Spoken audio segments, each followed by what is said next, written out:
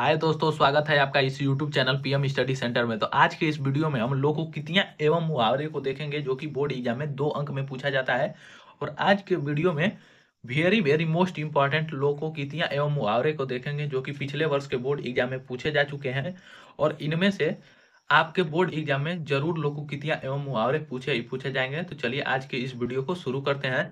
देखिए यहाँ पर मैं एक आपको प्रीवियस ईयर का पेपर दिखाता हूँ जिसमें कि यहाँ पर हमारा 9 नंबर प्रश्न रहा कि निम्नलिखित मुहावरों में से किसी एक का अर्थ लिखकर वाक्य प्रयोग कीजिए। 1 नंबर अर्थ लिखने पर, जबकि 1 नंबर आपको इसका वाक्य प्रयोग करने पर मिलता है। जबकि आपको यहाँ पर चार चार लोकोक्तियां एवं मुहावरे दिए होते हैं जिनमें से आपको एक ही करना होता है। तो चलिए आज की इस वीडियो को शुरू करते हैं और कुछ महत्वपूर्ण लोकोक्तियां एवं मुहावरे को देखते हैं। तो हमारा पहला पहला रहा यहाँ पर मुहावरा कि अंधे के आगे रोए अपने नैन खोए। अंधे के आगे रोए अपने नैन खोए, इसका क्या अर्थ हो जाएगा? तो इसका अर्थ होगा जिससे सहानुभूति की संभावना न हो उसके सामने दुख दर्द की बातें करना व्यर्थ है। इसका वाक्य प्रयोग हो जाएगा कि रामू उस कंजूस व्यक्ति से सहायता मांग रहा था। यह ठीक ही वैसा लगता है जैसे अंधे के आगे रोए अपने नैन खोए। तो ये हमारा पहला लोकोक्तियां रहा जो कि वेरी वेरी मोस्ट इंपॉर्टेंट है। चलिए अगले लोकोक्तियां को देखते हैं। तो हमारा दूसरा प्रश्न रहा है यहाँ पर कि अंधा बाटे रेवड़ी फिर अपने को ही दे। अंधा बाटे रेवड़ी फिर अपने को ही दे, इसका अर्थ हो जाएगा स्वार्थ लाभ। मतलब अपने अपने मतलब के लिए लाभ, स्वार्थ लाभ मतलब संपूर्ण लाभ स्वयं उठाना। तो इसका वाक्य प्रयोग हो जाएगा कि आज के भ्रष्ट नेता अंधा बाटे रेवड़ी फिर अपने को ही देने वाली उचित चित्रार्थ कर रहे हैं। अर्थात आजकल के जो नेता है वो हर परिस्थिति में यह चाहते हैं कि उनका संपूर्ण लाभ हो और वह हर एक नियम का वो स्वयं लाभ उठाना चाहते हैं। तीसरा हमारा प्रश्न रहा कि अक्ल बड़ी या भैंस। यह भी बोर्ड एग्जाम में बार बार पूछा गया लोकोक्तियां एवं मुहावरा है, तो इसे जरूर तैयार कर लीजिए। इसका अर्थ हो जाएगा कि शारीरिक शक्ति की अपेक्षा बुद्धि अधिक बड़ी होती है। वाक्य प्रयोग होगा इसका कि मोहन हर काम को बलपूर्वक ही करना चाहता है, उसने अक्ल बड़ी या भैंस वाली कहावत नहीं सुनी है। बहुत बार बोर्ड एग्जाम में पूछा गया यह प्रश्न है। चलिए अगले प्रश्न को देखेंगे। तो अगला प्रश्न रहा हमारा कि अधजल गगरी छलकत जाए। यह भी बोर्ड एग्जाम में अधिक बार पूछा गया प्रश्न है। तो अधजल गगरी छलकत जाए, अधूरे ज्ञान वाला व्यक्ति अधिक बोलता है।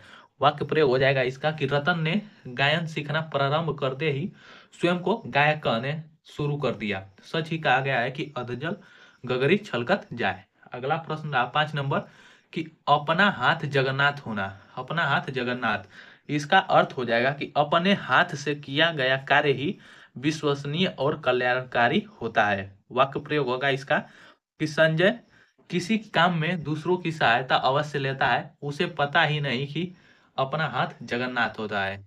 6 नंबर प्रश्न रहा कि अपनी करनी पार उतरनी। यह भी बोर्ड एग्जाम में बार बार हर वर्ष पूछा जाता है किसी न किसी सेट में, तो इसे भी बोर्ड एग्जाम की दृष्टि से जरूर तैयार करें। तो इसका अर्थ हो जाएगा कि अपने बुरे कर्मों का फल भुगतना ही पड़ता है। अर्थात जो जैसा करता है वैसा ही भरता है। इसका वाक्य प्रयोग हो जाएगा कि अपने कर्मों के कारण ही रहमत जेल में है। सच ही कहा गया है कि अपनी करनी पार उतरनी।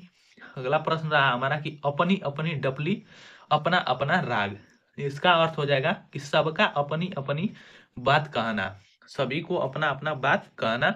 वाक्य प्रयोग हो जाएगा कि रानी के बर्थडे पार्टी में कुछ लोग अपनी अपनी डपली अपना अपना राग आलाप रहे थे। अगला रहा हमारा प्रश्न कि अंत भला तो सब भला। यह भी अधिक बार पूछे जाने वाला प्रश्न है, इंपॉर्टेंट प्रश्न है। तो इसका अर्थ हो जाएगा कि परिणाम अच्छा रहता है तो सब कुछ अच्छा कहा जाता है। परिणाम अच्छा होता है तो सब कुछ अच्छा कहा जाता है। इसका वाक्य प्रयोग हो जाएगा कि सुमित साइकिल प्रतियोगिता में प्रारंभ में पीछे था, पर अंत तक जाते जाते उसने ऐसी गति दिखाई कि वह पहले नंबर पर आ गया। लोग सच ही कहते हैं कि अंत भला तो सब भला।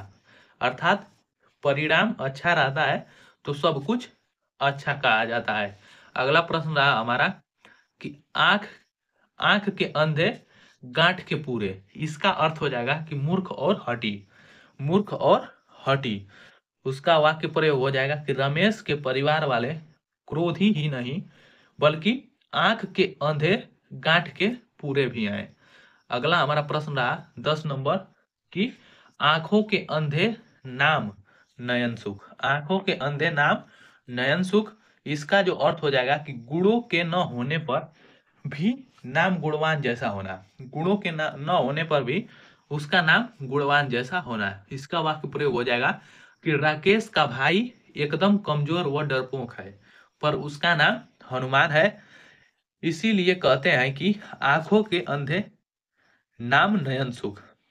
अर्थात गुणों के न होने पर भी नाम गुणवान होना, यह हमारा आंखों के अंधे नाम नयन सुख का अर्थ है।